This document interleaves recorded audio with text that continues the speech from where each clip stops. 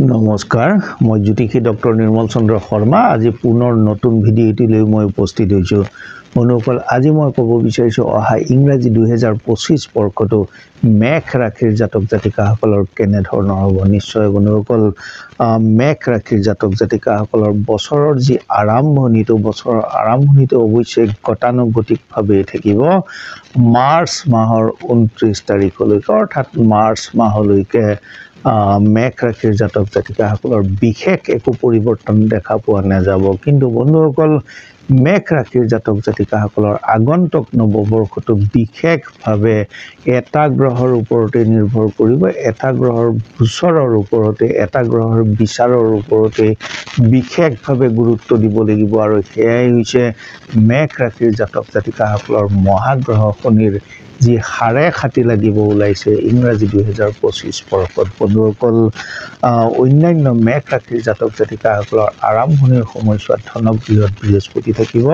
অৱশ্যে কিছুদিনৰ বাবে কিন্তু ৰাজ্যাধিপতি মংগল গ্ৰহও যথেষ্ট দুৰ্বল ভাৱত থাকিব যথেষ্ট দুৰ্বল নিচস্থ ভাৱত থাকিব যিটো অপচয় গৃহ সেই অপচয় গৃহটো ৰাহু অৰ্ধেক বছৰ সময় তেখেতসকলৰ থাকিব ঠিক তেনেধৰণৰ কিন্তু মূলতঃ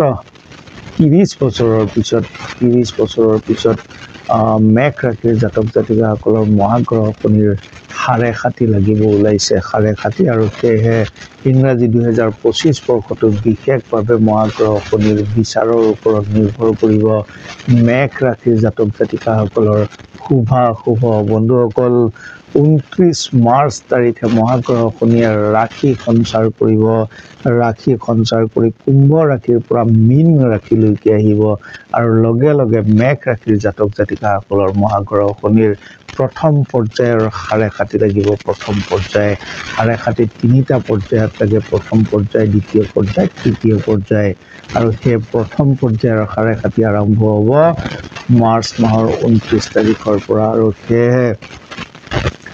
মেঘ ৰাশিৰ জাতক জাতিকাসকলৰ ক্ষেত্ৰত মই ইয়াতে লিখিছোঁ যে কাৰোবাৰ বাবে সৌভাগ্য উদয় হ'ব পাৰে আৰু কাৰোবাৰ বাবে কিন্তু দুৰ্ভাগ্য হ'ব পাৰে ইয়াৰ মূল কাৰণটো হৈছে বন্ধুসকল শনিৰ হাৰে খাতি মানেই যে বেয়া বা অশুভ ঠিক তেনেধৰণৰ নহয় অনেক লোকৰ হাৰে খাতিৰ দিনত সৌভাগ্য উদয় হৈ পৰে ইয়াৰ কাৰণ কেইবাটাও আছে যদিহে জন্মকালীনভাৱে জন্মকুণ্ডলীত যদি মহাগ্ৰহ শনি শুভ ভাৱত থাকে তেতিয়াহ'লে হাৰে খাতিত প্ৰচণ্ড উন্নতি হোৱা দেখা যায় শুভ ভাৱত যদি থাকে মহাগ্ৰহ শনি শুভ স্থানত বিশেষভাৱে যদি শনি গ্ৰহ তুংগী অৱস্থাত থাকে শুভ ভাৱত যদি তুংগী অৱস্থাত থাকে তেতিয়াহ'লে নিশ্চয়কৈ শুভ ফল আশা কৰিব পাৰি একেধৰণে মহাগ্ৰহ শনি আৰু দুটা ৰাশিত শুভ ফল দি থাকে যদিহে শনি গ্ৰহ ধনু ৰাশিত থাকে আৰু মীন ৰাশিত থাকে অৰ্থাৎ ধনুৰ শনি মীনৰ শনি আৰু তুলা ৰাশিত থকা শনি এই তিনি জেগাত থকা শনিয়ে সদায় শুভ ফল প্ৰদান কৰে সেয়েহে জন্মকালীনভাৱে যদি জন্মকুণ্ডলীত আপোনাৰ মহাগ্ৰহ শনি যদি এই তিনিটা ৰাশিত আছে তেতিয়াহ'লে ই শুভকাৰক হৈ পৰিব পাৰে অৱশ্যে স্থান বিশেষে যেনে যদি লক্ষ্মী গৃহত থাকে আয়ক গৃহত থাকে ইত্যাদি যদি গৃহত থাকে তেনেধৰণৰ শনিয়ে অৱশ্যে শুভ ফল প্ৰদান কৰি থাকে বা প্ৰচুৰ উন্নতি কৰোৱাব পাৰে কাৰোবাক শীৰ্ষত আৰোহণ কৰোৱাব পাৰে আৰু অশুভ ভাৱত থকা শনিৰ হাৰে খাতিৰ পৰ্যায়ত হুলুণ্ঠিত কৰিব পাৰে বহু জাতক জাতিকাক ৰজাক ভিক্ষু কৰিব পাৰে ঠিক তেনেধৰণৰ অনেক উদাহৰণ শাস্ত্ৰত আছে বন্ধুসকল মই খুব সহজ উদাহৰণ এটাৰে কথাটো বুজাই দিলে নিশ্চয় সহজতে বুজি পাব মহাৰাজ উত্তানপাদ সত্যযুগত মহাৰাজ উত্তানপাদ ৰজাৰ দুগৰাকী পত্নী আছিলে সুনীতি আৰু সুৰুচি একেই ৰাশি আছিলে দুয়োৰে একে সমানতে হাৰে খাতি লাগিছিলে সুনীতি আছিলে প্ৰথমা ৰাণী সুৰুচি আছিলে দ্বিতীয়গৰাকী ৰাণী আৰু সেই সুনীতিৰে পুত্ৰ আছিলে ভক্ত ধ্ৰুৱ কিন্তু মহাগ্ৰহ শনিয়ে সুৰুচিক সুদৃষ্টি প্ৰদান কৰিছিল আৰু সুনীতিক অশুভ দৃষ্টি প্ৰদান কৰিছিল অৰ্থাৎ নিশ্চয়কৈ জন্মকালীনভাৱে তেখেতসকলৰ শনি গ্ৰহৰ অৱস্থানৰ তাৰতম্য আছিল আৰু যাৰ কাৰণে একে ৰাশি হোৱা স্বত্তেও দুয়োগৰাকীৰে কিন্তু ভাগ্যৰ পৰিৱৰ্তন ঘটিল। মহাৰাণী সুনীতি ৰজাৰ অপ্ৰিয় হ'বলৈ ধৰিলে আৰু তেওঁৰ পুত্ৰ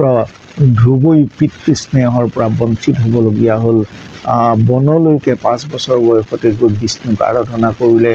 মহাৰাণী সুনীতিয়ে গৃহত্যাগ কৰিবলগীয়া হ'ল, কিন্তু সুৰুচি হৈ পৰিল মহাৰাণী আৰু ৰজাৰ অতি প্ৰিয় হৈ পৰিলে মহাগ্ৰহ শনিৰ সুদৃষ্টিৰ কাৰণে। সেয়েহে মই উদাহৰণটোত এইটোৱে ক'ব বিচাৰিছোঁ যে শনিৰ স্থান বিশেষে জন্মকুণ্ডলীত সাড়ে সাতিৰ ফলাফল অশুভ ফলটো লাভ কৰিব। বন্ধুসকল, মেঘ ৰাশিৰ জাতক জাতিকাসকলৰ যি 29 মাৰ্চৰ পৰা শনিৰ সাড়ে সাতি লাগিব ওলাইছে, সেয়েহে যিসকলৰ কুণ্ডলীগতভাৱে শুভ শনিয়ে তেখেতসকলে নিশ্চয়কৈ শুভ ফল লাভ কৰিব আৰু অশুভ স্থানত থকাসকলে অৱশ্যে অশুভ ফল ভোগ কৰিব পাৰে। বন্ধুসকল, বিশেষকৈ সাড়ে সাতি লাগি থকাৰ সময়ছোৱাত ঘৰুৱা বিভিন্ন সমস্যাই দেখা দিব পাৰে। দাম্পত্য কলহ বৃদ্ধি পাব পাৰে, গৃহত ত্যাগ কৰোৱাব পাৰে, বাহিৰত যোৱাজনক ঘৰলৈ আনিব পাৰে, ঘৰত থকাজনক বাহিৰলৈ নিব পাৰে, বিভিন্ন ধৰণৰ কৰ্ম বিচ্যুতি ঘটাব পাৰে, কৰ্মৰ পৰিৱৰ্তন ঘটাব পাৰে, আৰ্থিক অভাৱ হ'ব পাৰে, স্নায়ু দুৰ্বল হ'ব পাৰে, বিভিন্ন ধৰণৰ অসুবিধাত পেলাব পাৰে।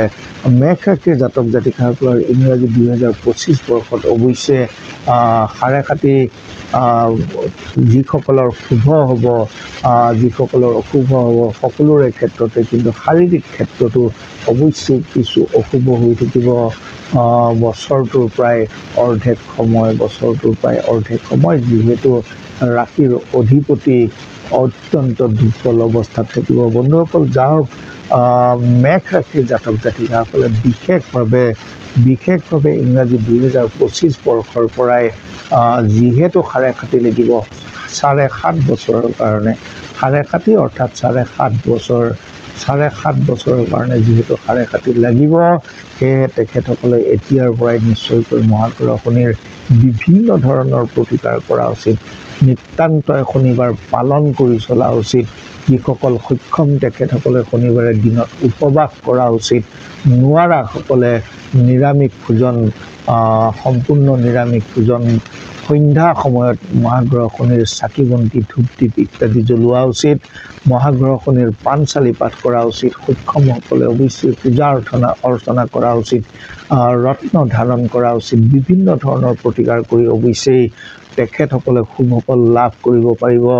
যিহেতু দীঘলীয়াকৈ এই সাড়ে সাতি আৰম্ভ হ'ব মেঘ ৰাশিৰ জাতক জাতিকাসকলৰ। বন্ধুসকল, মেঘ ৰাশিৰ জাতক জাতিকাসকলৰ অন্যান্য ক্ষেত্ৰত অৱশ্যেই বিশেষ একো অশুভ বুলি ক'ব পৰা